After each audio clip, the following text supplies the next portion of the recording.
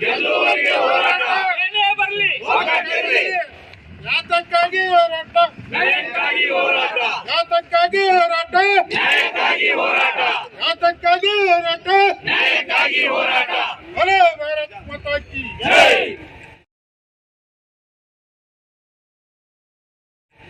ಇವತ್ತು ಕಳೆದ 6ನೇ ತಾರೀಕಿಗೆ ಮಾನ್ಯ ಮುಖ್ಯಮಂತ್ರಿಗಳು ಬಜೆಟ್ ಮಂಡನೆ ಮಾಡಿದರು. ಬಜೆಟ್ ಅಧಿವೇಶನ ಕೂಡ ಪ್ರಾರಂಭ ಐತಿ. ಇಡೀ ರಾಜ್ಯದಲ್ಲಿ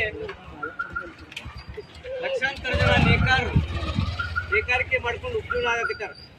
ಅವ್ರ ಬಗ್ಗೆ ಯಾವ ಒಬ್ಬ ಶಾಸಕರು ಮಾತಾಡಲಿಲ್ಲ, ಯಾವ ಒಬ್ಬ ಮಂತ್ರಿಗಳು ಮಾತಾಡಲಿಲ್ಲ.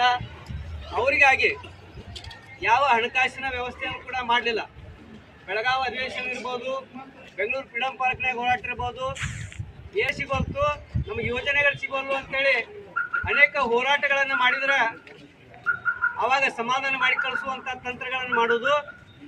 2.5 ವರ್ಷ ಇವತ್ತಿನ ತನಕನೂ ನಮ್ಮ ಜವಳಿ ಸಚಿವರು ಮಾನ್ಯ ಮುಖ್ಯಮಂತ್ರಿಗಳ ಕರ್ಕೊಂಡಿದ್ದು ಒಂಚೂರು ಭೇಟಿ ಮಾಡ್ಸಕ್ಕೆ ಅವ್ರಿಗೆ ಸಮಯ ಸಿಗೋಲ್ತು. ಕರ್ಕೊಂಡೋಗಿ ಭೇಟಿ ಮಾಡಿಸುವಂಥ ಒಂದು ಪ್ರಯತ್ನ ಕೂಡ ಮಾಡಕ್ ತಯಾರಿಲ್ಲ. ಸಾವಿರಾರು ಕೋಟಿ ರೂಪಾಯಿಗಳ ಅನುದಾನದ ಅವಶ್ಯಕತೆ ಐತಿ. ಈ ರಾಜ್ಯದೊಳಗಿನ ಜನ ಆತ್ಮಹತ್ಯೆ ಮಾಡ್ಕೊಂಡಾರ, ಅವ್ರಿಗೆ ಇನ್ನೂ ಪರಿಹಾರ ಒದಗಿಸಕ್ಕಾಗೋತ್ತಿಗೆ. ಆಮೇಲೆ ಈಗ ಬಡ್ಡಿ ಸಹಾಯಧನ ಸರ್ಕಾರ ಬಿಡುಗಡೆ ಮಾಡಿಲ್ಲ.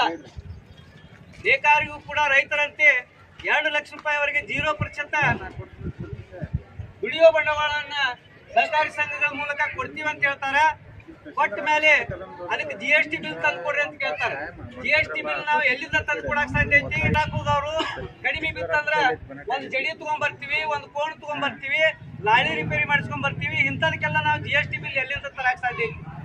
ಅದೇ 1% ಇಂಟ್ರೆಸ್ಟ್ ಕಟ್ಟಿ ಸಾಲ ತಗೊಂಡಿವಂದ್ರ ಅವರಿಗೆ GST ಬಿಲ್ ಅನ್ನ ವಿನಾಯಿತಿ ಮಾಡ್ತಾರೆ. ಇವ್ರು ತಾರತಮ್ಯ ಮಾಡ್ತೀರಿ ಅಂತೇಳಿ IAS ಅಧಿಕಾರಿನ ಕೇಳಿದ್ರೆ ಅವ್ರು ನಮ್ಮ ಮೇಲೆ ಮುಗಿ ಬೀಳ್ತಾರೆ. ನೀವೆಲ್ಲರೂ ಹಗಲು ದರೋಡೆ ಮಾಡಕ್ ನಿಂತೀರಿ ಅಂತೇಳಿ. ಅವರಿಗೆ ನಮ್ಮನ್ನ ಏನಂದ್ರೆ ಇವತ್ತು ಕೈಮಗ್ಗ ಮತ್ತು ಜವಳಿ ಇಲಾಖೆಗೆ ಆಯುಕ್ತರದಾರ, ಅವ್ರಿಗೆ 2-3 ಚಾರ್ಜ್ ಅದಾವ. ಅವ್ರು ಹೋದ ತಕ್ಷಣ ಸಿಗಂಗಿಲ್ಲ, ಸಿಕ್ಕ ತಕ್ಷಣ ಏನೇನೋ ಒಂದು ಹೇಳಿ ಕಳ್ಸೋದು, ಈ ಎಲ್ಲ ವ್ಯವಸ್ಥೆ ನಡೆಯಾಕತೈತಿ. ಅದಕ್ಕೆ ಇವತ್ತಿನ ಏನೀಗ ಅಧಿವೇಶನ ನಡೆದೈತಿ, ಪೂರಕ ಬಜೆಟ್ನಲ್ಲಾದರೂ ಕೂಡ ರಾಜ್ಯದ ನೇಕಾರರಿಗೆ ಒಂದು 1500 ಕೋಟಿ ರೂಪಾಯಿಗಳ ಅನುದಾನವನ್ನು ಒದಗಿಸಿ ಅನೇಕ ಯೋಜನೆಗಳನ್ನ, ಅಲ್ಲಿಯೂ ಕೂಡ 55 ಹುದ್ದೆಗಳ ಖಾಲಿ ಅದಾವ. ಈಗಾಗಲೇ ಯುವ ಅಧಿವೇಶನದಲ್ಲಿ ಬಹಳಷ್ಟು ಚರ್ಚೆ ಆಯ್ತು. ಅಲ್ಲಿ 55 ಹುದ್ದೆಗಳ ಖಾಲಿ ಇರುವುದು